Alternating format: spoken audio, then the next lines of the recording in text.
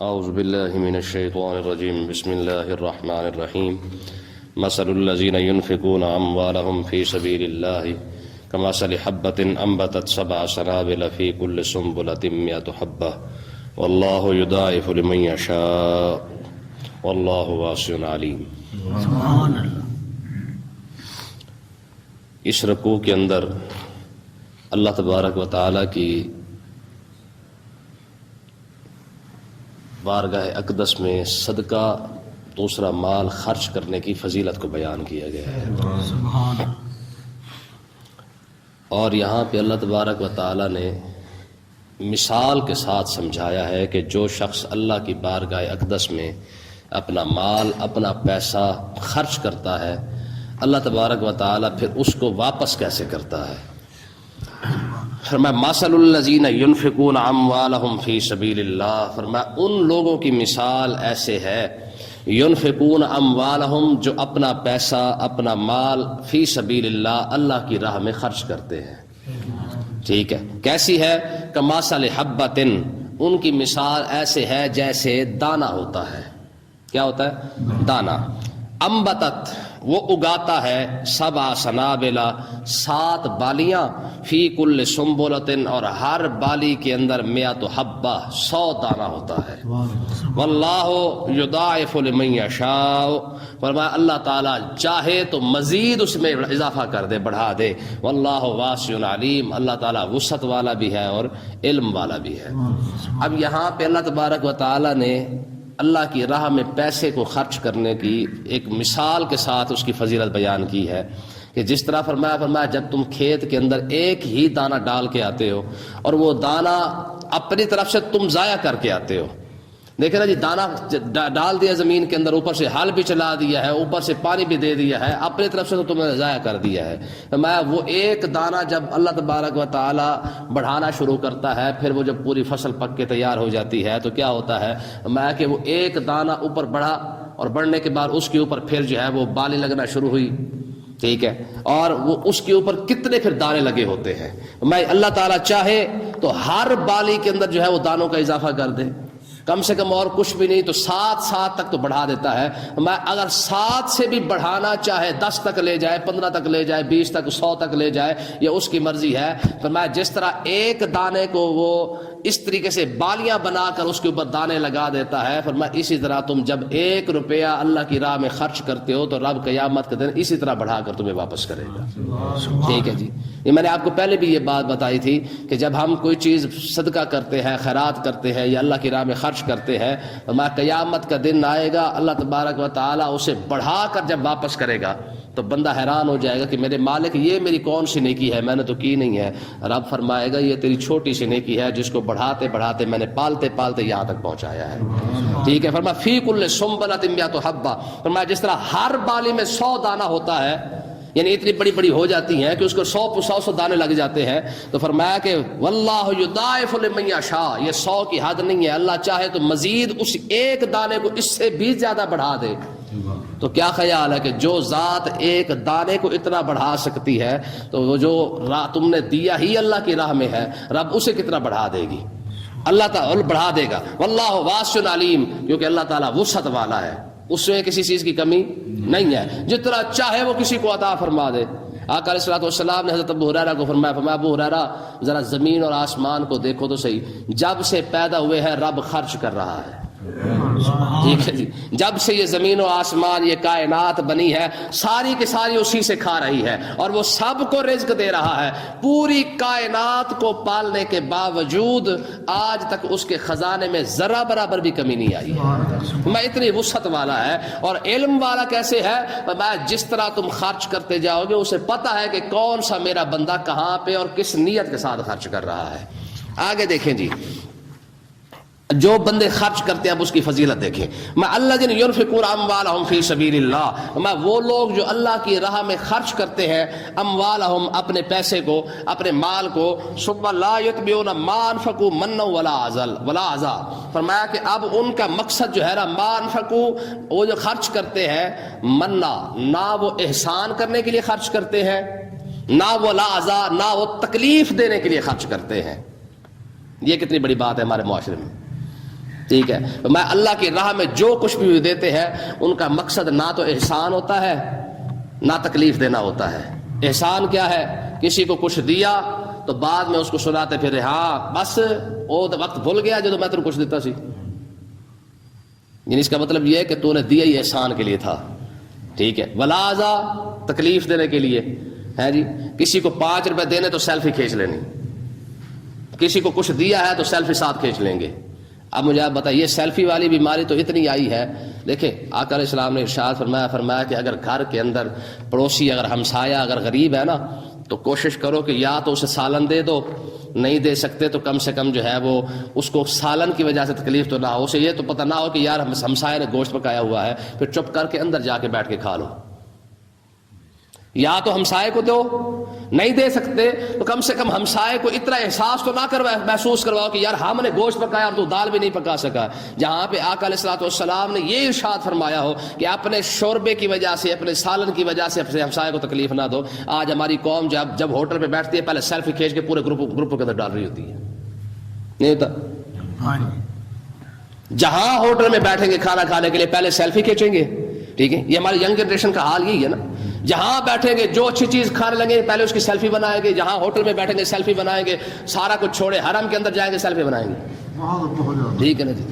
اور تو حج کرنے گیا ہے، عمرہ کرنے گیا ہے، رب کا گھر دیکھنے گیا ہے، اپنے نبی کی بارگاہ میں گیا، وہاں بھی تجھے سیلفی یاد رہ گئی ہے، لے سانس بھی آہستہ کے دربار نبی ہے۔ علامہ اقبال تو یہاں تک کہتے تھے، علامہ اقبال نے فرمایا تھا تجھے پتہ ہی کوئی نہیں کہ تو یہاں پہ کہاں پہ آیا کھڑا ہے، جہاں پہ سانس لینا بے ادبی ہو اور وہاں کھڑا ہو کہ مسلمان جناب اپنے نبی کی بارگاہ میں کھڑا ہو کہ اسے سیلفی کا ہوش ہے کہ میں سیلفی لے رہا ہوں، وہاں پہ کھڑا ہو کہ جناب اللہ بنا رہا ہے سیلفی کھینچ رہا ہے، کعبے کے اندر کھڑا ہو کہ حرم کے اندر کھڑا ہو کہ سیلفی بنا رہا ہے۔ تو اس لیے یاد رکھے، تو اللہ تبارک و تعالیٰ نے ارشاد فرمایا کہ اگر خرچ کر رہے ہو نا، باقی تمہارا خرچ کرنے کی نیت یہ ہے کہ یار رب راضی ہو جائے، تو پھر احسان کس بات کا ہے؟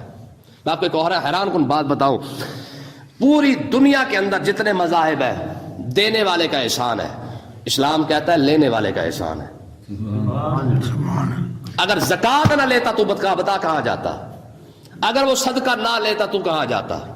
اس لیے عائشہ صدیقہ رضی اللہ تعالیٰ عنہ آپ کا فتویٰ ہے، کیونکہ ام المومنین بھی ہے اور مفتی اعظم بھی ہے، اور ایسی مفتیہ کہ حضرت صدیق اکبر سے لے کر مولا علی رضی اللہ تعالیٰ عنہ کے دور تک، امام حسن کے دور تک آپ واحد ایسی مفتیہ ہے جن کا فتویٰ ہر دور کے اندر چلتا رہا ہے۔ آپ فرماتی ہیں کہ اگر کوئی شخص آپ کے پاس آ گیا ہے، فقیر مانگنے والا آ گیا ہے، آپ نے اس کو روٹی دے دی ہے اور اس نے آگے سے کہہ دینا میاں اللہ بھلا کرے، ہمارا یہی رواج ہے نا، جزاک اللہ، چلو عربی کے اندر کہہ لے، یا اگر فقیر نے کہہ دیا نا کہ میاں اللہ بھلا کرے، اللہ خوش رکھے، اللہ تیرے بچوں کو سلا، کہتے ہیں نا فقیروں کی عادت ہوتی ہے دعائیں دیتے رہتے ہیں، میں جس طرح اس نے دعا دی ہے اگر تم نے اس کو دعا نہ دی تو تم نے روٹی کا بدلہ لے لیا ہے، اب اس پر روٹی پر کوئی ثواب نہیں ملے گا۔ یہ فتویٰ ہے عائشہ صدیقہ کا، آپ فرماتے اب روٹی کا ثواب نہیں ملنا، ہاں فقیر نے جیسے دعا دی ہے تم بھی ساتھ اس کو دعا دے دو، دعا کے بدلے میں دعا ہو جائے گی اور روٹی تمہارا صدقہ ہو جائے گی، وہ بچ جائے گی، آخرت میں جا کے اللہ تعالیٰ تمہیں اس کا ثواب عطا فرمائے گا۔ جہاں پہ ایسے معاملات ہوں، حضرت امیر معاویہ رضی اللہ تعالیٰ عنہ نے نا 2 لاکھ روپیہ بھیجا عائشہ صدیقہ کے پاس، آپ کے شاگرد حضرت مسروق بن اجدہ رضی اللہ تعالیٰ عنہ، آپ فرماتے ہیں کہ 2 لاکھ روپیہ عائشہ صدیقہ کے پاس بھیجا گیا، اور آپ نے فرمایا اپنی کنیز کو فرمایا وہ پلیٹ اٹھا کے لیا اور اعلان بھی کر دو بھی جس نے لینا ہے آ کے لے لے۔ پورا مدینہ کھڑا ہوا، لائن بنا کے کھڑا ہوا ہے، عائشہ صدیقہ پلیٹ بھر کے دے رہی ہیں، پیسوں کی، چاولوں کی نہیں، پیسوں کی پلیٹ بھر کے دی جا رہی ہیں، ٹھیک ہے، دیتے دیتے دیتے شام ہوئی تو 2 لاکھ روپیہ خرچ کر کے بیٹھی ہوئی تھی۔ اچھا اسی دن آپ روزے سے تھیں، آپ نے کنیز کو فرمایا کہ افطاری کے لیے تو کچھ لیا، تو تھوڑا سا اس نے منہ بنا لیا، انہوں نے کہا جناب چھوڑا ہے کچھ آپ نے افطاری کے لیے، آپ نے بھی روزہ رکھا ہوا ہے، میں نے بھی روزہ رکھا ہوا ہے، کم سے کم 1 روپیہ بچا لیتی، گوشت ہی منگوا لیتے، کم سے کم آج تو کھا لیتے۔ آپ نے فرمایا پہلے بتاتی تو بچا لیتی، اب تو سارا خرچ ہو چکا ہے، اب اس طرح کر چلو کچھ نہیں ہے تو پانی لے آ۔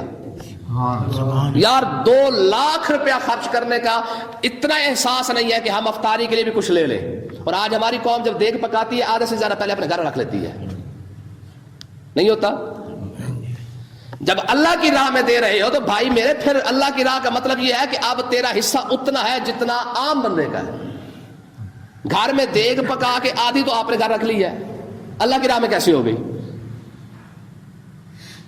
حضرت عثمان غنی رضی اللہ تعالیٰ عنہ کنواں خرید کے لائے نا جب بیر روما، آپ نے اعلان کیا تھا، آقا علیہ السلام نے فرمایا مسلمانوں کے لیے پانی کی ضرورت ہے، کوئی شخص جو بیر روما خرید کے لائے میں اسے جنت عطا فرماؤں گا۔ سبحان اللہ۔ عثمان غنی رضی اللہ تعالیٰ عنہ کو پتہ چلا، آپ دوڑے جا کے یہودی کے ساتھ وعدہ اپنا خرید و فروخت کی، کنواں خرید لیا، پیسے دے دیے، واپس آئے، عرض کی یا رسول اللہ وہ جو سودا آپ نے کیا تھا کہ جو بیر روما خرید کے لائے گا وہ اب بھی ہے؟ حضور نے فرمایا ہے۔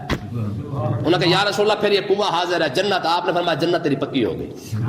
یہ واحد صحابی ہے جس نے پیسے سے جنت خریدی ہے اور 2 مرتبہ خریدی ہے، ٹھیک ہے نا؟ 14 مرتبہ عثمان غنی رضی اللہ تعالیٰ عنہ کو حضور نے جنت عطا فرمائی ہے، اور 2 مرتبہ عثمان غنی نے جنت آقا علیہ السلام سے مول خریدی ہے۔ سبحان کوئی ہے بھائی کا لال جو مول جنت خرید سکے؟ اللہ۔ آقا علیہ السلام نے ایک صحابی کو بھیجا، فرمایا جا یہ فلانی چیز ہے عثمان کے گھر دے کے آ۔ وہاں پہ حضرت عثمان غنی اور جناب رقیہ تھی یا ام کلثوم تھی، وہ بیٹھی ہوئی تھی، ٹھیک ہے؟ جب وہ صحابی واپس آیا نا، آپ نے فرمایا ہاں بتا، دے آیا؟ کہ جی دے آیا ہوں۔ کہا سنا، آقا علیہ السلام خود فرما رہے ہیں، فرمایا تو نے اتنا حسین جوڑا کہیں دیکھا ہے؟ سبحان اللہ۔ اتنا خوبصورت جوڑا کہیں دیکھا ہے تو نے؟ آج کی یا رسول اللہ میں نے نہیں دیکھا۔ آپ نے ارشاد فرمایا یہ میری امت کا یوسف ہے۔ جناب عثمان غنی کے بارے میں فرمایا ہر امت کے اندر جس طرح یوسف علیہ السلام ہے نا، فرمایا ہر امت کے اندر ہوگا، لیکن آقا علیہ السلام نے ارشاد فرمایا میری امت کا یوسف عثمان غنی ہے۔ تو مقصد کیا ہے کہ آ کے خرید کے دیا، تو آقا علیہ السلام نے پتہ کیا ارشاد فرمایا کنواں خرید لائے ہو؟ جی یا رسول اللہ۔ فرمایا جنت تیری پکی ہو گئی، لیکن اب یاد رکھنا جتنا عام مسلمان کا اس کنویں میں حق ہے تیرا حق بھی اتنا ہے۔ کل کو یہ نہ ہو کہ تیرے غلام بالٹی لے کے کھڑے ہو جائے کہ کیونکہ ہم نے خریدا تھا تو ہمارے مالک نے خریدا ہے تو سب سے پہلے ہم ہی بھریں گے، ایسا نہیں ہے۔ تو اس کا مطلب یہ ہے کہ اگر گھر میں کچھ پک جاتا ہے لنگر پاک تو گھر والوں کا اتنا ہی حصہ بنتا ہے جتنا عام بندے کا بنتا ہے۔ بے شک، جب آدھی پکا کے گھر ہی رکھ لی ہے تو اللہ کے نظام میں کیا دیا ہے؟ بے شک۔ اللہ اکبر، سمجھ آئی کہ نہیں آئی؟ تھے اللہ تبارک و تعالیٰ نے ارشاد فرمایا ثم لا یتبعون ما انفقوا منا ولا ذلهم، فرمایا کہ وہ لوگ جو اللہ کی راہ میں خرچ کرتے ہیں لیکن اس کا مقصد کیا ہوتا ہے؟ نہ احسان کرتے ہیں نہ تکلیف دیتے ہیں، دونوں چیزیں نہیں ہوتی ہیں۔ فرمایا جب کوئی محض اللہ کی رضا کے لیے پیسہ خرچ کرتا ہے لہم اجرہم عند ربہم، ان کا اجر بھی پھر ان کے رب کے پاس ہے۔ ہاں جب تم نے کیا ہی رب کے لیے ہے تو پھر اجر بھی رب کے پاس ہے، اور جب کیا ہی لوگوں کو دکھانے کے لیے ہے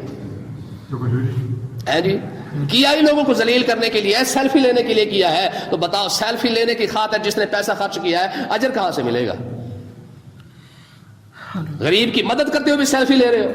آج ضرورت پڑی، آج آٹے کا مسئلہ بنا ہے، کبھی کچھ چیز مسئلہ بنا ہے، کبھی کوئی چیز، یار چلو تم کر ہی رہے ہو تو کم سے کم ویڈیو بنانے کی ضرورت کیا ہے؟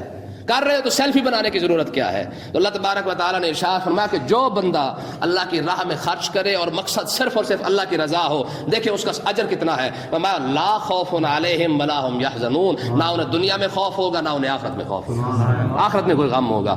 دیکھیں دو بندوں کے بارے میں قرآن مجید نے یہ بات کی ہے، ایک تو اولیاء کے شان میں کہا گیا کہ الا ان اولیاء اللہ لا خوف علیہم ولا هم یحزنون، سبحان اللہ۔ ٹھیک ہے کہ اللہ کے ولی جو ہے بے خوف ہے، اور ہر مرید نے اس کو پکڑ کے اپنے پیر پر لگایا ہوا ہے کہ ساڈا پیر الا ان اولیاء اللہ۔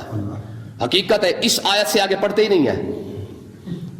ولی کون ہے اس کی وضاحت خود قرآن نے آگے کی ہے، اگلی آیت کے اندر کی ہے، اگلی آیت نہیں پڑھتے، بس یہاں تک پڑھتے ہیں الا ان اولیاء اللہ لا خوف علیہم ولا هم یحزنون، کہ اللہ کے ولی جو ہے وہ بے خوف بھی ہے اور انہیں غم بھی نہیں ہے۔ یہ تو ٹھیک ہو گیا۔ اچھا آگے قرآن مجید فرما رہا ہے کہ ولی ہے کون؟ جو بے خوف بھی ہے، جسے غم بھی نہیں ہے۔ الذین آمنوا وکانوا یتقون، وہ لوگ جو ایمان بھی لائے پرہیزگار بھی ہو۔ ایمان کا مطلب یہ ہے کہ ظاہری شریعت پر عمل کرے، وکانوا یتقون کا مطلب یہ ہے کہ طریقت کے راستے پر چلے۔ شریعت اور طریقت جہاں کٹھی ہو جائے اس کو اللہ کا ولی کہا جاتا ہے۔ اس کا مطلب یہ ہے کہ جو بندہ شریعت کا کسی ایک مسئلے کا مذاق اڑا دے وہ ولی نہیں ہے، اور جو بندہ وکانوا یتقون، جو صاحب ایمان اولیاء لوگوں کی صحبت کا انکار کر دے وہ بھی ولی نہیں ہے۔ شریعت کا اور طریقت کا دونوں کا لحاظ رکھے، دونوں کو مانے، دونوں کا جو آگے جو سر جھکا دے، یہ وہ ولی ہے جس کو کوئی خوف ہے۔ آج کا پیر مذاق اڑا ہے دین کا اور لوگ سمجھتے ہیں یہ بھی کوئی معرفت کی بات ہوگی۔ یہ معرفت کی بات نہیں ہے، یہ لعنت والی بات ہے۔ حقیقت میں آپ کو کہہ رہا ہوں، پیر کھلے عام بیٹھ کے مذاق اڑا رہا ہو دین کا اور مرید سمجھے یہ کوئی معرفت کی بات ہے جی، یہ کیسے ہو سکتا ہے؟ بات سمجھے کہ نہیں آئی ہے؟ تو اس لیے اللہ تبارک و تعالیٰ نے ایک تو اس جگہ پہ ارشاد فرمایا ہے کہ میرے اولیاء جو شریعت پر عمل کرے اور طریقت پر بھی عمل کرے. فرمایا وہ ولی ہے جنہیں کوئی خوف اور جنہیں کوئی غم نہیں ہے. اور ایک وہ بندہ جو محض اللہ کی رضا کی خاطر خرچ کرے، پیسہ خرچ کرے، جو چیز خرچ کرے، فرمایا ایک وہ بندہ ہے جس کو دنیا کا کوئی خوف اور آخرت کا کوئی غم نہیں ہے. آگے دیکھیں جی، فرمایا قول معروف و مغفرۃ خیر من صدقۃ یتبعها اذى. فرمایا اچھی بات کر دینا، درگزر کر دینا، خیر من صدقہ، فرمایا اس صدقے سے بہتر ہے یتبعها اذى، جس صدقے کے اندر تکلیف ہو. احسان کرنا کسی بات پر، لوگوں کو سجا والا دکھا دکھا کر ریاکاری کے لیے کرنا ہے، تکلیف دینا ہے لوگوں کو، لوگوں پر احسان جتلانا، میں اس سے بہتر تھا کہ اچھی بات ہی کر لیتا. تو اس صدقے سے وہ اچھی بات زیادہ بہتر تھی جس بات کے اندر کم سے کم لوگ جو ہے وہ تھوڑا سا راضی اور خوش تو ہو جاتے ہیں. کتنی بڑی بات ہے یار، یہ لفظ آج لوگ سمجھیں گے اس بات کو. قول معروف، میں اچھی بات کرنا، و مغفرۃ، یا لوگوں سے ویسے درگزر کرنا، میاں اللہ بھلا کرے ہمارے پاس نہیں ہے، ٹھیک ہے جی، خیر من صدقۃ، ہاں یوں کر کے پیسے پھینکنے سے بہتر تھا. آج کیا ہوتا ہے، گاڑی میں بندہ بیٹھا ہوتا ہے نا، آپ یقین کریں وہ 2 انگلیوں کے اندر پیسے پھنسا کر یوں کر کے دیتا ہے. کیوں؟ کیونکہ احسان کر رہا ہوتا ہے. تو اللہ تبارک و تعالیٰ نے ارشاد فرمایا اس صدقے سے بہتر تھا، کم سے کم تو اچھی بات ہی کر لیتا. آگے جو لفظ ہے نا، میں آج اس پر غور کر رہا تھا، واللہ غنی حلیم، اللہ تعالیٰ جو ہے وہ بے پرواہ بھی ہے اور حلم والا بھی ہے. تو اس بے پرواہ کیسے ہے؟ میں تیری اس آکڑ کو بھی رب دیکھ رہا ہے کہ تو کس طرح پیسے دے رہا تھا، تیری اس آکڑ اور تیرے نخرے کو بھی رب دیکھ رہا ہے کس طرح تو جو ہے وہ کر رہا ہے. حلیم، پھر بھی برداشت والا ہے. کیوں جی؟ پھر بھی برداشت والا ہے. تیرے نخرا، تیرا آکڑ، تیرا یہ انداز جو دینے والا ہے، صدقہ دینے کا جو انداز ہے، میں یہ رب دیکھ رہا ہے. پھر بھی حلیم ہے اور برداشت کر رہا ہے، حوصلے والا، علم والا جو ہے، میں اس نے اتنا بھی برداشت کیا. تو اسی کے بندے کو آکڑ دکھا رہا ہے نا. تو غریب کی پاور چیک کریں ذرا، مظلوم کی پاور چیک کریں کہ جو مظلوم اتنا پاورفل ہے کہ رب اس کو دیکھ رہا ہے کہ یہ لے کیسے رہا ہے، اور اس کی آکڑ خواہ کو بھی آکڑ اس کی دیکھ رہا ہے کہ وہ دے کیسے رہا ہے. واللہ غنی، میں وہ بے پرواہ ہے، تجھے نہ دیتا اس کو دے دیتا. پھر آقا علیہ السلام کی بارگاہ اقدس میں ایک شخص آ گیا، کہنے لگا یا رسول اللہ، میرا بھائی ہے، کماتا میں وہ خواب ہو جاتا ہے، جس طرح ہماری قوم لگی ہوئی ہے جی، کماتا میں وہ خواب آ جاتا ہے، کماتا میں وہ خواب آ جاتی ہے. ٹھیک ہے، ہمارے تو تنخواہ پورے ہونے پہ نہیں آتی ہے، ہمارے پیسے پورے ہونے پہ نہیں آتا ہے، اور اوپر سے ابے کے خرچے بہت زیادہ ہے، اماں کا بھی خرچہ ہے، ابے کا بھی خرچہ ہے. آکر سے مانگتے نا امی اور ابے سے، اپنے حق مانگتے یار، کہتے جی ابا پیسے دینا ابے کا حق نہیں، پیسہ دینا ابے کا حق ہے ہی نہیں. جب تو بالغ ہو گیا، باپ کی ذمہ داری ختم ہو گئی ہے. کیوں جی؟ تیرا نوکر تھوڑی ہے، وہ تیرا باپ ہے، تو جس طرح مرضی چاہے اس سے بات کر لے. پھر اپنا حق بتاتے ہیں، ماں باپ کو لوگ اپنا حق بتاتے ہیں، جی ہمارا حق نہیں ہے، تیرا حق ہے اور کسی اور کا حق نہیں ہے، ماں باپ کا حق نہیں تھا. واللہ غنی، فرمایا رب بے پرواہ ہے. تو آقا علیہ السلام نے ارشاد فرمایا کہ تو کیا بات کر رہا ہے کہ تو کماتا اور وہ کھا جاتا ہے؟ جی یا رسول اللہ، وہ کھا جاتا ہے، ویلا نکما، کام کوئی نہیں کرتا، میں ساری دیہڑی کام کرتا رہتا ہوں. آقا علیہ السلام نے ارشاد فرمایا ہو سکتا ہے اس کی وجہ سے رب تجھے رزق دے رہا ہو. پھر اگر کوئی کسی پر تو احسان کر رہا ہے تو یہ نہ سمجھ کہ تو جناب والا بڑا چوڑے خواہ ہے اور تو جناب احسان کر رہا ہے. فرمایا ہو سکتا ہے اس غریب کی وجہ سے رب تجھے رزق دے رہا ہو، کیونکہ آقا علیہ حدیث پاک ہے، آقا علیہ السلام نے ارشاد فرمایا میں ان غریبوں کی وجہ سے رب امیروں کو رزق دیتا ہے، غریبوں کی وجہ سے امیروں کو رزق دیتا ہے. مجھے آپ یہ بتائیں، اب امیروں پر احسان غریبوں کا ہوا کہ نہیں؟ تو چودھری کو چودھری بننے کی ضرورت نہیں ہے، چوڑے خاں جو پاٹے خاں جو بنا پھرتا ہے، اس کو پاٹے خاں بننے کی ضرورت نہیں ہے. ہاں یہ غریب ہی ہیں جن کی وجہ سے اللہ تعالیٰ امیروں کو پیسہ عطا فرماتا ہے. کیوں؟ اس لیے عطا فرماتا ہے کہ تاکہ غریب جو ہے وہ انہی کی وجہ سے پلتے رہے، آزمائش ہوتی رہے. دیکھے تو صحیح کہ غریب کی خدمت کرتا ہے کہ نہیں کرتا. تو اس لیے یہ میں نے آپ کو بتایا کہ واحد اسلامی ہے جہاں پہ پوری دنیا کے اندر لوگ دے کر احسان کرتے ہیں. اسلام کہتا ہے یہ لینے والے کا احسان ہے کہ اس نے تجھے جہنم سے بچا لیا ہے، یہ لینے والے کا احسان ہے اس نے تجھے قیامت کی ہولناکی سے بچا لیا ہے، یہ لینے والے کا احسان ہے اس نے تیری دنیا اور آخرت دونوں کو سنوار دیا ہے. اللہ تعالیٰ سمجھنے کی توفیق عطا فرمائے. یہ حضرت سیدنا عزیر علیہ السلام کا وہ واقعہ ہے آج جو بیان ہو رہا ہے، جس میں آپ 100 سال تک سوئے رہے ہیں. ٹھیک ہے، یہ بڑا عجیب و غریب واقعہ ہے. ہوا یہ کہ حضرت سیدنا عزیر علیہ الصلوۃ والسلام یہ اللہ کے نبی ہیں، آپ فلسطین سے گزر رہے تھے، تو فلسطین سے گزرتے ہوئے آپ نے دیکھا کہ فلسطین کی جو بستی ہے اب تو بہت بڑی ہے، وہاں ساری جو بستی ہے اس کو گرا دیا گیا ہے اور وہاں کے بندے سب کو قتل کر دیا گیا ہے۔ بخت نصر بادشاہ تھا، اس نے آ کے اس پر حملہ کیا اور حملہ کرنے کے بعد جو ہے وہ ساری بستی بھی گرا دی اس نے، اور جتنے لوگ تھے وہاں سارے قتل کر دیے۔ حضرت عزیر علیہ الصلوۃ والسلام نے پوری بستی کا چکر لگایا، لیکن ان کو کوئی ایک شخص بھی ان کو زندہ نظر نہیں آیا۔ آپ بیٹھ کے اور سوچ رہے تھے کہ پروردگار یہ سارے انسان زندہ کیسے ہوں گے، تو انہیں کیسے زندہ کرے گا؟ ابھی یہ بات سوچی اور بیٹھ گئے تو اللہ تبارک و تعالی نے ان کی روح قبض فرما لی۔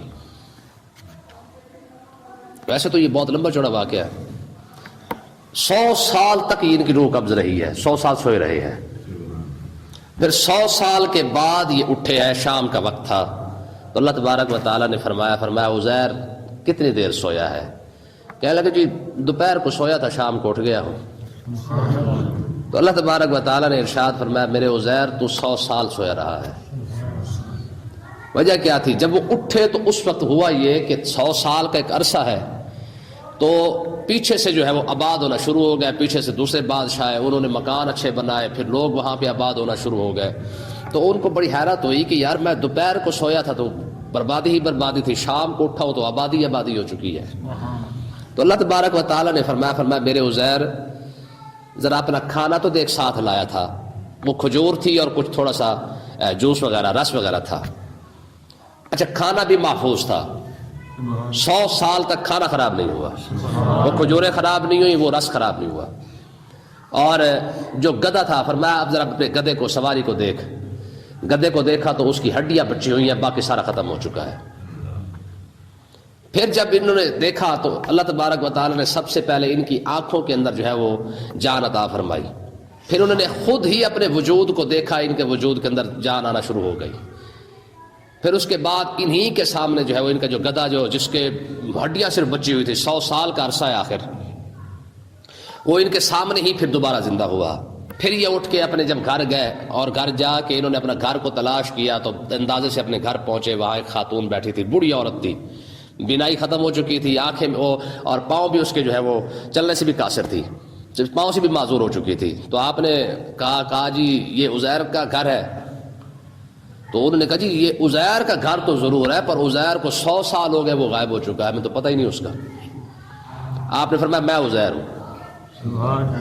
تو بڑی عورت سیاڑی عورت تھی، جیسے پیچھے گزرا تھا ایک عورت کا ذکر، تو اس نے کہا بھی اگر آپ عزیر ہیں تو عزیر کیونکہ اللہ کا نبی ہے اور وہ مستجاب الدعوات ہے، یعنی اس کی دعائیں بہت جلدی قبول ہوتی ہیں، میرے لیے دعا کر، اللہ تعالیٰ مجھے آنکھ عطا فرمائے، میں دیکھوں گی پھر جا کے تصدیق کروں گی۔ سبحان اللہ۔ ٹھیک ہے، آپ نے دعا کی، اس کو اللہ تعالیٰ نے آنکھ عطا فرما دی۔ آپ نے فرمایا آپ دیکھ لیا ہے؟ کہا میں کسی کو بتانے کے لیے پاؤں ہوں گے تو جا کے چل کے جاؤں گی، کسی کو بتاؤں گی۔ تو آپ نے دعا کی پروردگار اس کے پاؤں بھی ٹھیک کر دے، وہ پاؤں بھی ٹھیک ہو گئے۔ وہ آپ کا ہاتھ پکڑ کے لے گئی، وہاں جا پہ باہر بیٹھ کے لوگ باتیں کیا کرتے تھے، مجلس لگتی تھی، وہاں جا کے آپ کا جو بیٹا تھا اس وقت اس کی عمر 118 سال تھی، آپ کی عمر 40 سال تھی، ٹھیک ہے، 100 سال تو آپ سوئے رہے ہیں۔ تو اللہ تبارک و تعالیٰ نے زندگی کو روک دیا تھا، تو آپ کا جو بیٹا تھا اس کی عمر کتنی تھی؟ 118 سال، اور جو آپ کا پوتا تھا اس کی عمر 80-90 سال ہو چکی تھی، یعنی وہ بھی بوڑھا ہو چکا تھا، یعنی 70-80 سال تو اس کی بھی ہو چکی تھی۔ تو اس عورت نے جا کے کہا یہ عزیر ہے۔ انہوں نے کون عزیر؟ انہوں نے کہا تمہارا ابا عزیر ہے یہ۔ تو بوڑھی عورت کو حضرت عزیر کے بیٹے نے کہا ماں خیال کر، اس کی عمر دیکھ، میری عمر دیکھ، یہ تو میرے بیٹے سے بھی چھوٹا ہے۔ تو حضرت عزیر علیہ السلام نے ارشاد فرمایا میں عزیر ہی ہوں، اللہ تبارک و تعالی نے 100 سال تک جو ہے وہ مجھے سلائے رکھا ہے۔ انہوں نے کہا جی آپ کا بیٹا کہنے لگا جی واقعی اگر آپ عزیر ہیں نا، تو عزیر کے کندھے پر بالوں کے ساتھ ایک چاند کی صورت بنا دی گئی تھی، جہاں پہ بال اگتے تھے کندھے کے اوپر اور وہ چاند کی طرح لگتے تھے، آپ وہ دکھائیں ذرا۔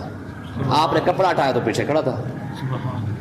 انہوں نے کہا نہیں ابھی بھی ہماری تسلی نہیں ہوئی ہے، عزیر علیہ السلام کو ساری تورات یاد تھی، آپ وہ صبح سنا دے زبانی، تو عزیر علیہ الصلوۃ والسلام نے ساری کی ساری جو تورات تھی وہ زبانی سنا دی. تو ایک شخص نے کہا کیونکہ ہمارے پاس تورات ہے نہیں. ہاں میرے دادا نے جو ہے وہ بخت نصر نے جب حملہ کیا تھا تو میرے دادا نے تورات کو چھپا دیا تھا, مجھے پتا ہے, میں وہ تورات اٹھا کے لاتا ہوں, آپ سناتے جائیں میں دیکھتا جاتا ہوں. وہ گئے اور جا کے وہ جو جہاں تورات کو دفنایا تھا وہاں سے اٹھا کے لے آئے, نکال کے لائے, اور آپ نے پھر تورات پڑھنا شروع کی. وہ دیکھتے گئے الحم سے لے کر والناس تک, یعنی یوں سمجھ لیں شروع سے لے کر آخر تک ساری تورات ہی آپ نے سنا دی. ٹھیک ہے, تو پھر لوگوں کو یقین آیا یہ واقعی حضور علیہ الصلوۃ والسلام ہے. یہ وہ واقعہ ہے جس میں ابے کی عمر 40 سال ہے اور بیٹے کی عمر 118 سال ہے اور پوتے کی عمر 60-70 سال ہے. ٹھیک ہے, تو اس واقعے کو کیونکہ ہم آیت الکرسی کے اندر پڑھ کے آئے ہیں الحی القیوم کہ رب زندہ بھی ہے اور القیوم لوگوں کو قائم کرنے والا بھی ہے. ٹھیک ہے نا جی, تو یہ اسی کی باتیں اب چل رہی ہے کیونکہ پچھلی آیت کے اندر ابراہیم علیہ الصلوۃ والسلام نے کیا کہا تھا کہ میرا رب کون ہے, فإن اللہ یاتی بالشمس من المشرق فاتی بہا من المغرب, اس سے پیچھے ہے جی مشرق اور مغرب سے نکالنے والا. اور میرا رب ہے جی اذ قال ابراہیم ربی الذی یحیی و یمیت قال انا احیی و امیت, یہ کہا تھا ابراہیم علیہ السلام نے کہ میرا رب تو زندہ بھی کرتا ہے مارتا بھی ہے. اس نے کہا میں مارتا ہوں زندہ کرتا ہوں. تو اللہ تبارک و تعالیٰ نے یہاں پہ وہی مثال عطا فرمائی ہے کہ رب زندہ کیسے کرتا ہے اور رب مارتا کیسے ہے, مارنے کے بعد پھر زندہ کیسے کرے گا. اب مسئلہ سارا سمجھ آ گیا. دیکھیں جی, او کلذی مر علی قریۃ وہی خاویۃ علی عروشها, فرمایا کہ یا پھر تم نے اس شخص کو نہیں دیکھا جس کا گزر ایک بستی پر ہوا تھا, علی قریۃ وہ شخص جو ایک بستی کے پاس سے گزرا تھا, وہی خاویۃ علی عروشها جو چھتوں سمیت گر چکی تھی, یعنی بادشاہ نے بندے تو قتل کیے ہی کیے, اس کے مکان بھی گرا دیے گئے تھے. قال ان یحیی هذه اللہ بعد موتها, جب وہ شخص یعنی عزیر علیہ الصلوۃ والسلام جب وہاں سے گزرے انہوں نے دیکھا کہ ساری بستی جناب اعلیٰ مر چکی ہے, مکان گرا دیے گئے ہیں. ان یحیی هذه اللہ بعد موتها, تو انہوں نے عرض کی کہ پروردگار میرا رب جو ہے وہ اس کو کیسے مرنے کے بعد کیسے زندہ کرے گا. فاماتہ اللہ مئۃ عام ثم بعثہ, تو اللہ تبارک و تعالی نے 100 سال جو ہے وہ اس کو موت عطا فرما دی. ثم بعثہ, پھر اس کے بعد 100 سال کے بعد اس کو زندہ کر دیا. ٹھیک ہے, قال کم لبثت, پوچھا پھر فرمایا کم لبثت, کتنی دیر سویا ہے, ٹھہرا کتنی دیر ہے. قال لبثت یوما او بعد یوم, تو حضور علیہ السلام نے کہا میرے مالک لبثت یوما, یا تو میں سارا دن سویا رہا ہوں, او بعد یوم یا پھر میں آدھا دن سویا ہوں, یا تو میں 3-4 گھنٹے سویا رہا ہوں, یا زیادہ سے زیادہ میں 10-12 گھنٹے سویا ہوں گا. قال بل لبثت مئۃ عام, اللہ تبارک و تعالی نے ارشاد فرمایا میرے عزیر تو 100 سال سویا ہے. فانظر الی طعامک وشرابک, اپنا کھانا بھی دیکھ لے, ہم نے جس طریقے سے تمہاری جان نکالی ہے تمہیں سلائے رکھا ہے, ہم نے تیرے کھانے کو بھی کچھ نہیں ہونے دیا ہے. مطلب کیا تھا کہ کھانا کمزور چیز ہے کہ ایک دن کے بعد جو ہے وہ کھانا خراب ہو جاتا ہے, پانی ہو جوس ہے جو بھی چیز ہے وہ 2 دن نکال جائے گی پھر خراب ہو جائے گا. تو میں دیکھ لے ہم نے تیرے جسم کو بھی کچھ نہیں ہونے دیا, 100 سال تجھے سلائے رکھا ہے, ہم نے ساتھ ساتھ تیرے کھانے کو بھی کچھ نہیں ہونے دیا ہے. ٹھیک ہے جی, لم یتسنہ, دیکھ ذرا وہ بدلے نہیں ہے, کھانا بھی ویسے موجود ہے, پانی بھی ویسے موجود ہے. وانظر الی حمارک, ذرا اپنا گدھے کو بھی دیکھ لے, مضبوط تھا نا, جسم والا تھا. جب اس نے حضرت عزیر علیہ السلام نے اپنی سواری اپنے گدھے مبارک کو دیکھا, وَلِنَجْعَلَكَ آیَةً لِلنَّاسِ, تو وہ دیکھتے ہی دیکھتے جب عزیر علیہ السلام کی نظر پڑی نا گدھے پر, تو آپ کے گدھے مبارک کے اندر اسی وقت جان آنا شروع ہو گئی تھی. آپ کی آنکھوں کے سامنے ہی وہ جو ہے وہ دوبارہ ہڈیاں تھیں, پھر اس کے اوپر گوشت ڈلنا شروع ہوا, پھر اس کے بعد دوبارہ جو ہے اس کے سارا ڈھانچہ بنا, پھر اس کے اندر جو ہے وہ اپنا گوشت آیا, پھر اس کے اوپر کھال بنی, پھر اس کے اوپر بال آئے, پھر اللہ تعالیٰ نے اس کے اندر روح عطا فرما دی. اور یہ سب کچھ آپ نے اپنی آنکھوں سے دیکھا. وَلِنَجْعَلَكَ آیَةً لِلنَّاسِ, اللہ تبارک و تعالیٰ نے ارشاد فرمایا میرے عزیر ہم نے آپ کو لوگوں کے لیے نشانی بنایا ہے. جو رب جو ہے وہ 100 سال کے بعد زندہ کر سکتا ہے وہ ہزاروں سال کے بعد بھی زندہ کر سکتا ہے. ٹھیک ہے, وَانظُرْ إِلَى الْعِظَامِ, ذرا دیکھا ان ہڈیوں کی طرف, کیف ننشزها ثم نکسوها لحما, ہم اسے کیسے اٹھاتے ہیں اس گدھے کو, ثم نکسوها لحما, پھر ہم اس پر کیسے ہم نے گوشت چڑھایا ہے. فلما تبین له, جب سب کچھ اپنی آنکھوں سے مشاہدہ کیا تو قال اعلم ان اللہ علی کل شیء قدیر, تو یہ ان کی زبان سے نکلا, انہوں نے کہا جی میں جانتا ہوں میرے مالک تو ہر شے پر قادر ہے, تو جو چاہے وہ کر سکتا ہے, تو ہر شے پر قادر ہے. آگے دیکھیں جی, اسی آیت کو ساتھ ملا لیتے ہیں. حضرت سیدنا ابراہیم علیہ الصلوۃ والسلام آپ گزر رہے تھے دریا کے کنارے، ایک شخص مرا ہوا تھا، پانی کے اندر تھا. جب پانی چڑھتا تو مچھلیاں آ کے اس کی لاش کو کچھ کھا لیتی، جب پانی پیچھے چلا جاتا تو درندے آ کے اس کی لاش کو کھا لیتے. جب وہ درندے چلے جاتے تو پرندے جو باقی بچا ہوا تھا وہ پرندے کھا گئے. اور یہ ساری لاش کا مشاہدہ حضرت ابراہیم علیہ السلام نے اپنی آنکھوں سے کیا. ایک روایت یہ ہے تو اللہ تبارک و تعالیٰ کی بارگاہ میں عرض کی پروردگار مجھے یقین ہے کہ تو اس کو زندہ کرے گا، لیکن میں اپنی آنکھوں سے دیکھنا چاہتا ہوں. ہے جی، نبیوں کے ناز بھی تو رب ہی اٹھاتا ہے نا، یہ واحد جماعت ہے جس کے ناز رب اٹھاتا ہے. ٹھیک ہے. ایک روایت یہ ہے کہ جب حضرت سیدنا ابراہیم علیہ الصلوۃ والسلام کو رب نے یہ خوشخبری عطا فرمائی نا، واتخذ اللہ ابراہیم خلیلا، کہ اے میرے ابراہیم ہم نے آپ کو اپنا خلیل بنا لیا ہے. تو حضرت ابراہیم علیہ السلام نے دیکھا کہ جب یاری تو لگ ہی گئی ہے، یاری تو لگ ہی گئی ہے، تو کہا پروردگار اگر خلیل بنایا ہے نا تو تھوڑا سا ذرا نظارہ تو کروا. کیا نظارہ کرے گا؟ کہا میرے مالک مجھے یہ بتا، میری آنکھوں میں اپنی آنکھوں سے دیکھنا چاہتا ہوں، ذرا مردے تو میری آنکھوں کے سامنے زندہ کر کے دکھا. یار بنایا تو میرے یار کی بات تو ماننی پڑے گی. ٹھیک ہے جی. تو فرمایا کہ اگر تو نے مجھے یار بنایا ہے تو پھر اس طرح کر، مجھے پھر اپنی آنکھوں کے سامنے میں مردوں کو زندہ ہونا دیکھنا چاہتا ہوں. تو اللہ تبارک و تعالیٰ نے فرمایا میرے ابراہیم تجھے یقین نہیں؟ کہا مالک کیوں نہیں ہے؟ یقین ہی یقین ہے، بس میں ذرا یہ نظارہ اپنی آنکھوں سے دیکھنا چاہتا ہوں، صرف اتنی سی خواہش ہے. تو پھر ظاہر ہے نبی کی خواہش اور رب پوری نہ کرے یہ تو نہیں ہو سکتا نا. بندے کے ساتھ جتنا پیار ہوتا ہے اس کی خواہشات بھی اتنی پیاری ہوتی ہیں. ٹھیک ہے نا جی. تو اللہ تبارک و تعالیٰ نے ارشاد فرمایا پھر اس طرح کریں آپ 4 پرندے لے لیں، ان کو اپنے ساتھ مانوس کر لیں، اپنے ساتھ رکھیں کچھ دن. رکھنے کے بعد ان 4 کو ذبح کر دیں. ذبح کرنے کے بعد سر اپنے پاس رکھ لیں، ان کا قیمہ کر دیں. قیمہ کرنے کے بعد جو 4 پہاڑ جو ہے نا، ہر پہاڑ پر جا کے ان کا قیمہ رکھ دیں. پہلے گوشت ملا لیں. حضرت ابراہیم علیہ الصلوۃ والسلام نے وہ 4 پرندے لیے، مرغ تھا، کبوتر تھا، ایک کوا تھا اور ایک مور تھا. یہ 4 پرندے، مور، مرغا اور کبوتر اور کوا، ان کو اپنے ساتھ کچھ دن رکھا. رکھنے کے بعد جو ہے وہ پھر جب دوبارہ کیا ہوا، جب مانوس ہو گیا تو آپ نے 4 کو ذبح کیا. ذبح کرنے کے بعد ان کے پر اکھاڑے. اکھیڑنے کے بعد جو ہے پھر کیا کیا، ان کا گوشت بنا کے ان کا قیمہ کر دیا، بالکل قیمہ کر دیا. قیمہ کرنے کے بعد 4 کا گوشت ملا کے نا آپس میں مکس کر دیا.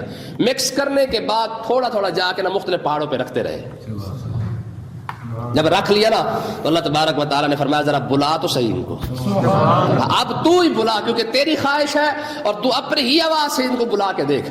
اب دیکھیں ادھر اسی آیت کو دیکھیں. اب میں آپ کو یہاں پہ نقطہ بتاؤں گا. وَإِذْ قَالَ إِبْرَاهِيمُ رَبِّ أَرِنِي كَيْفَ تُحْيِي الْمَوْتَى، حضرت ابراہیم علیہ الصلوۃ والسلام نے عرض کی رب ارنی، میرے مالک ذرا مجھے دکھا تو صحیح، کیف تحیی الموتى، تو مردے کو زندہ کیسے کرے گا. قال اولم تؤمن، اللہ تبارک و تعالیٰ نے فرمایا میرے ابراہیم تجھے یقین نہیں اس بات پر. قال بلا، کہا میرے مالک کیوں نہیں ہے، میں یقین نہیں کروں گا تو کون کرے گا. ولکن لیطمئن قلبی، بس دل کرتا ہے کہ اپنی آنکھوں سے یہ نظارہ ایک بار دیکھو ضرور. ہاں دل مطمئن ہو جائے گا کہ مجھے دیکھو تو صحیح کہ میرا رب اپنی قدرت کا مشاہدہ کیسے کرواتا ہے. قال فخذ 4 من الطير، اللہ تبارک و تعالیٰ نے فرمایا پھر 4 پرندے لے لو، فصرهن الیک، اپنے ساتھ ان کو رکھ لیں. ثم اجعل على كل جبل، پھر اس طرح کریں ان کو ذبح کریں اور ہر پہاڑ پر جا کر تھوڑا تھوڑا رکھ دیں. منہن جزء، ان کے تھوڑے تھوڑے رکھ دیں، ان کے اجزاء کو، یعنی تھوڑا تھوڑا قیمہ بنا کے رکھ دیں. ثم ادعوہن، پھر آپ ان کو بلائیں. یاتینک سایہ، دوڑ کے آئیں گے.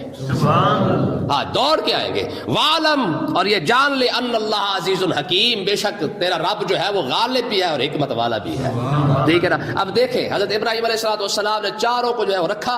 رکھنے کے بعد جب ان کو بلایا، اے مرغ ادھر آ، کبوتر ادھر آ، کوا ادھر آ، فلانے ادھر آ، جب یہ سب کو بلایا تو جتنا گوشت جہاں جہاں وہ تھوڑا تھوڑا رکھا تھا سارا کا سارا گوشت دوڑتا آیا، اڑتا آیا.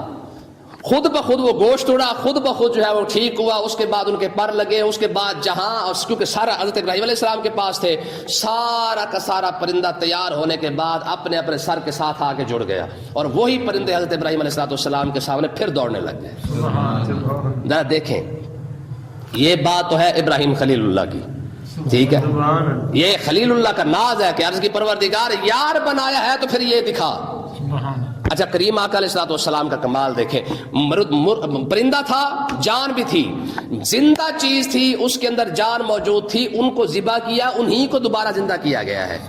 آقا علیہ الصلوۃ والسلام تشریف فرما تھے ایک جگہ پہ، ایک دیہاتی آ گیا. دیہاتی جب آیا نا تو آنے کے بعد اس نے آقا علیہ الصلوۃ والسلام نے کو حضور علیہ الصلوۃ والسلام نے فرمایا کلمہ پڑھ اللہ تعالیٰ تجھے جنت عطا فرمائے گا. کہا جی کیوں؟ کہا میں اللہ کا نبی ہوں. کہا جی آپ کی گواہ کون ہے؟ آقا علیہ السلام نے فرمایا تو کس کی گواہی لیتا ہے؟ اس نے کہا وہ جو درخت ہے نا بیری کا اس کو بلائے. یار بیر کے اندر جان ہوتی ہے، درخت کے اندر جان ہوتی ہے، ذرا نقطے کو سمجھے ذرا. ابراہیم علیہ الصلوۃ والسلام کے نے ان چیزوں کو ذبح کیا جو پہلے جاندار ہے. ٹھیک ہے، میرے نبی نے فرمایا وہ درخت ہے اس کے بارے میں کیا کہتا ہے؟ کہا جی درخت آ کے آپ کے بارے میں کہہ دے تو میں ماننے کے لیے تیار ہوں. ابراہیم خلیل اللہ بلائیں تو پرندے دوڑ کے آتے ہیں. میرے نبی نے فرمایا جا اس کو پیغام دے، اسے کہہ تجھے رسول اللہ بلا رہے ہیں.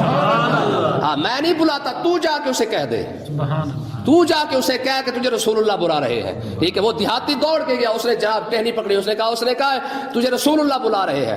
امام بوصیری جنہوں نے قصیدہ بردہ شریف لکھا نا، مولا صلی اللہ علیہ وسلم دائما ابدا والا، اس کے اندر انہوں نے ایک شعر لکھا، کہتے جاءت لدعوت الاشجار ساجدۃ تمشی الیہ علی ساکن بلا قدمی. کہتے یہ رسول اللہ کا کمال ہی ہے کہ اگر آقا علیہ الصلوۃ والسلام درخت کو بھی بلا لے تو وہ بغیر قدموں کے چل کے رسول اللہ کے پاس آ جاتا ہے.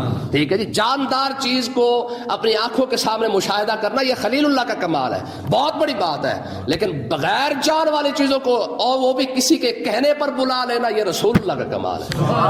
سمجھے نا؟ اس لیے علماء فرماتے ہیں واحد رسول اللہ کی ذات ہے جن کی محبت کسی بھی جان کی محتاج نہیں ہے. دیکھیں جی، محبت دل کے اندر ہوتی ہے. پہاڑوں میں تو دل ہی نہیں ہوتا، درختوں میں تو دل ہی نہیں ہوتا، پتھروں میں تو دل ہی نہیں ہوتا. لیکن اللہ تعالیٰ نے اپنے محبوب کی محبت ان جگہ پر بھی رکھی ہے جہاں پہ نہ دل ہے، نہ جان ہے، نہ جسم ہے. جسم تو ہے لیکن جان ہے. پہاڑوں کے اندر کون سی جان ہوتی ہے؟ آقا علیہ السلام نے فرمایا ھذا جبل احد یحبنا ونحبہ. فرمایا اتنا بڑا پہاڑ ہے لیکن مجھ سے محبت کرتا ہے. یار محبت تو ہوتی دل کے اندر ہے، پہاڑ میں تو دل ہی نہیں ہوتا ہے. ٹھیک ہے، آقا علیہ الصلوۃ والسلام فتح مکہ سے پہلے اپنا آقا علیہ الصلوۃ والسلام دور اسلام سے پہلے، دور اسلام تبلیغ اسلام سے پہلے آقا علیہ الصلوۃ والسلام جہاں سے گزرتے نا تو حضور فرماتے ہیں مدینہ میں جا کے حضور نے ارشاد فرمایا کہ پتھر ہے، میں جب بھی وہاں سے گزرتا تھا وہ پتھر رک کے مجھے کہتا تھا السلام علیکم یا رسول اللہ. یار ان میں تو جان ہی نہیں ہوتی ہے. اس کا مطلب یہ ہے کہ باقی انبیاء نے جان تھی، نکلی بعد میں، پھر ان کے اندر جان آئی ہے، جیسے عزیر علیہ الصلوۃ والسلام ہے. ٹھیک ہے، لیکن رسول اللہ نے ان چیزوں کو بلایا ہے جن کے اندر جان بھی نہیں ہے. حضرت اکرمہ بن ابی جہل، ابو جہل کا سگا بیٹا ہے، یہ بدبخت ہے ابو جہل، اور اس کا سگا بیٹا حضرت اکرمہ صحابی رسول ہے. ٹھیک ہے، اور دیکھیں یہ حضرت اکرمہ کھڑے ہوئے ہیں، آقا علیہ الصلوۃ والسلام ان کے پاس تھے تو حضرت اکرمہ کو حضور نے فرمایا اکرمہ تو کلمہ نہیں پڑھتا. کہا جی پڑھ لوں گا. حضور نے فرمایا کیسے پڑھے گا؟ کہا جی وہ پتھر پڑا ہوا ہے، وہ تیرتا ہوا آپ کے پاس آئے، آ کے کلمہ پڑھ لے، واپس چلا جائے، میں مان لوں گا. حضور نے اشارہ کیا، پتھر تیر کے آیا اور حضور صلی اللہ علیہ وسلم کا کلمہ پڑھا تو حضور نے فرمایا کافی ہے. کہا جی واپس بھی بھیج دیں. پتھر کو حضور نے اشارہ کیا، واپس وہیں سے چلا گیا. ٹھیک ہے، یہ وہ چیزیں ہیں جن کے اندر جان نہیں ہے. ٹائم ختم ہو گیا. اللہ تعالیٰ سمجھنے کی توفیق عطا فرمائے.